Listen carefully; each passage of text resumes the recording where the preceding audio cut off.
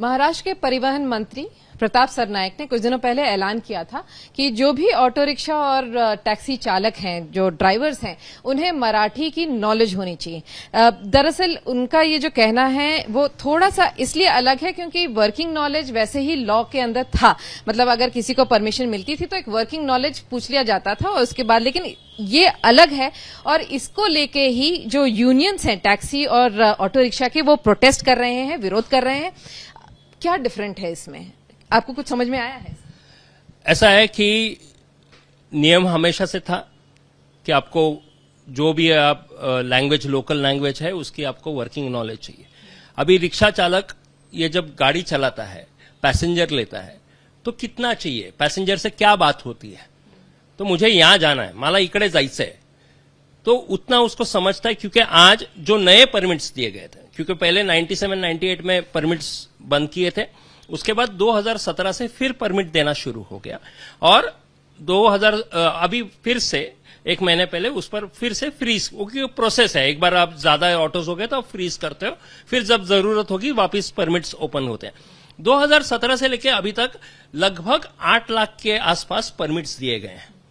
अभी जिन्होंने परमिट्स लिए हैं नए, वो तो रिक्शा का व्यवसाय कर रहे हैं। तो लेकिन वर्किंग नॉलेज कैसे टेस्ट करता है? जब आरटीओ में अगर कोई आज लेके जाए, जब आप परमिट के लिए एप्लीकेशन करते हैं तो उसके जितने नियम हैं, पहला तो यह है कि आप महाराष्ट्र में आपका मिनिमम 15 साल का वास्तव्य चाहिए, तो डोमिसाइल सर्टिफिकेट आपको मिलता है। उसके बाद पुलिस वेरिफिकेशन होता है।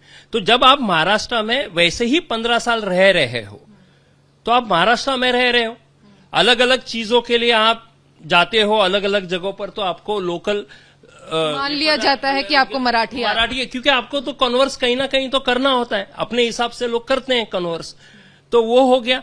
उसके बाद जो भी नियम है, अभी जैसे हाँ वही पूछ रही हूँ, वर्किंग नॉलेज कैसे टेस्ट? तो अभी वो ऑफिसर के ऊपर डिपेंड करेगा जो देगा, क्योंकि उन्होंने एक जो भी नियम, क्योंकि इनके नियमों का कुछ क्लैरिटी जनरली बहुत ज्यादा होता नहीं है, लेकिन नियम है वो टेस्ट करके ही देगा।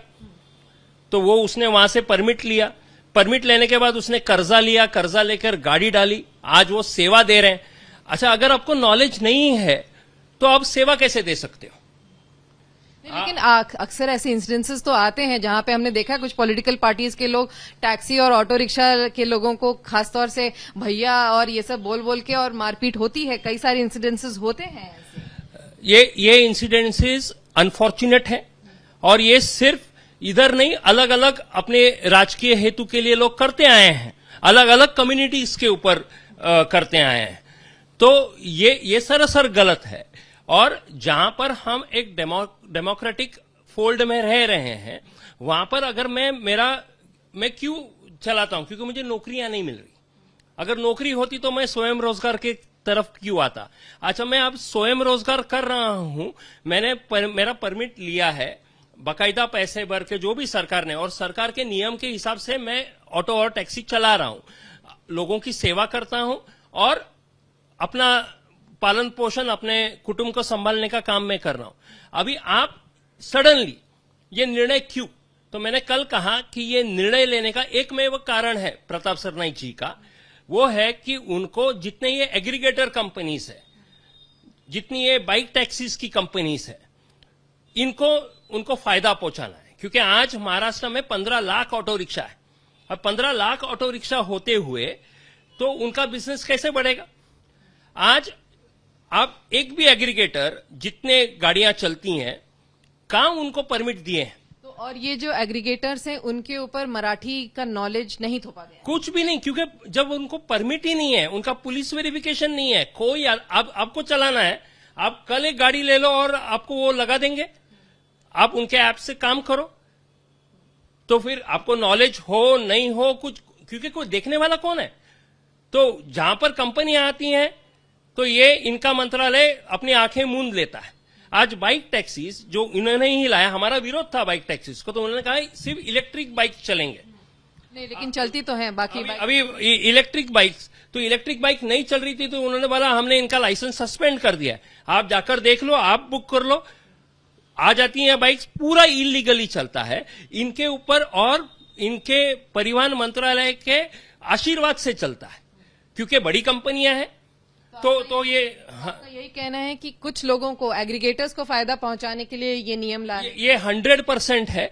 और ये करते हुए जो 15 लाख एक कम तादाद नहीं है रिक्शा चालकों की, तो इतने बड़े तादाद के लोगों को, इतने जो संसार है उसको उद्ध्वस्त करने निकले हैं ये। मेरा सवाल अभी भी यही है, देखिए वर्किंग नॉलेज तो होता ही है, राइट, आप लोगों के इसमें, तो आप लोग इस मराठी टेस्ट से क्यों डर रहे हैं? कि क्योंकि प्रताप सरनाईक का सिर्फ यही कहना है कि आपको मराठी की नॉलेज है कि नहीं, सिर्फ वही जानना है। हम उस टेस्ट से नहीं डर, हमारा कहना है कि टेस्ट है।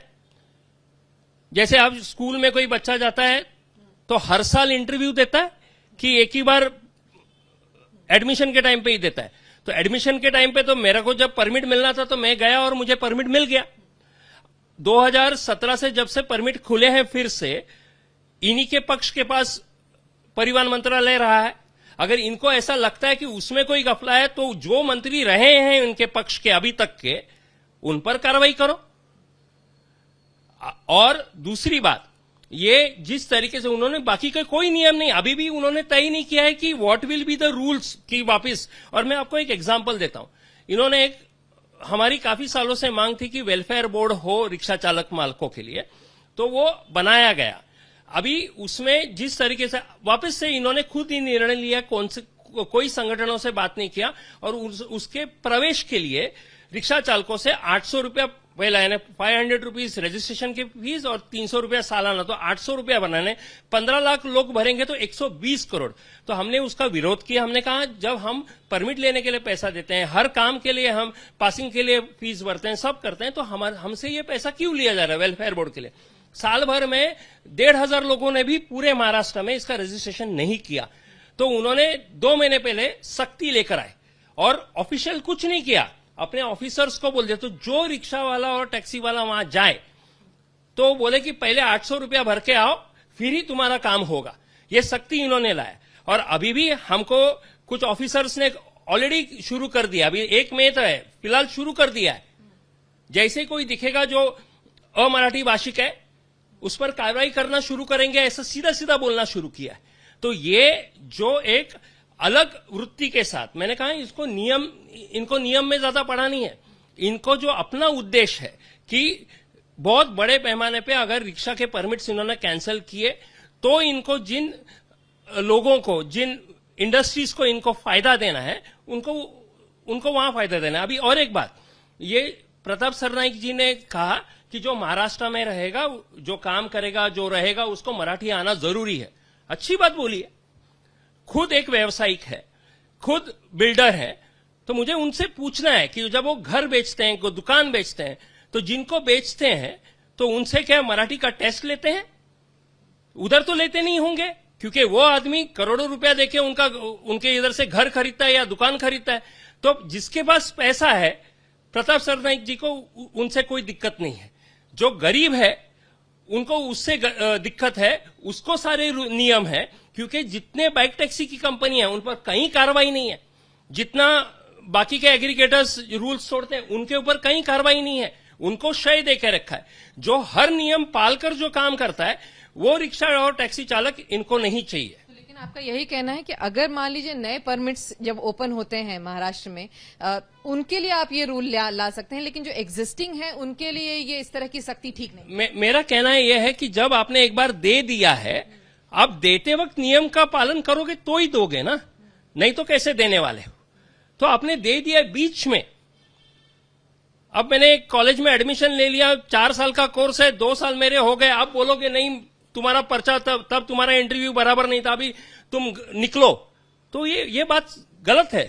तो आप जो नियम है और ऑफिसर्स आपके हैं, आप नियम तब दिए हैं, जैसे मैंने कहा इनका मंत्रालय था, इन्हीं के पक्ष का था, तो ये अपने खुद चिंतन करें। शशांक राव जो एक यूनियन को हेड करते हैं, और इनका यही कहना है कि जो इतने लाखों जो परमिट्स दिए गए हैं महाराष्ट्र में टैक्सी और ऑटो रिक्शा ड्राइवर्स को, उनको अब वापस से ये कहना कि उनकी मराठी की टेस्ट होगी, उन्हें मराठी आती होगी तभी उनको वो गाड़ी चला सकते हैं, ये गलत है और इसका विरोध अब यूनियन करेगा। और आगे कुछ दिनों में इनका जो यूनियन है इसके लिए सिग्नेचर कैंपेन्स आप लोग, ये अभी फिलहाल 4 दिनों में सिग्नेचर कैंपेन पूरे महाराष्ट्र में होगा रिक्शा चालकों का, और ये लिया हुआ अन्यायकारक निर्णय तुरंत रद्द करो, ये मांग है। अगर इन्होंने ये नहीं किया और सख्ती 1 मई के बाद शुरू की तो 4 मई से पूरे महाराष्ट्र में रोज इस इनके सख्ती के खिलाफ अलग अलग प्रमुख जगहों पर निदर्शन शुरू हो जाएंगे सारे रिक्शा वालों के, और उसी के साथ हम जनता के पास भी जाएंगे क्योंकि हम उन्हीं को सेवा देते हैं, और उनसे भी निवेदन करेंगे कि वो भी हमारे इस मांग को पूरी तरह से समर्थन दें।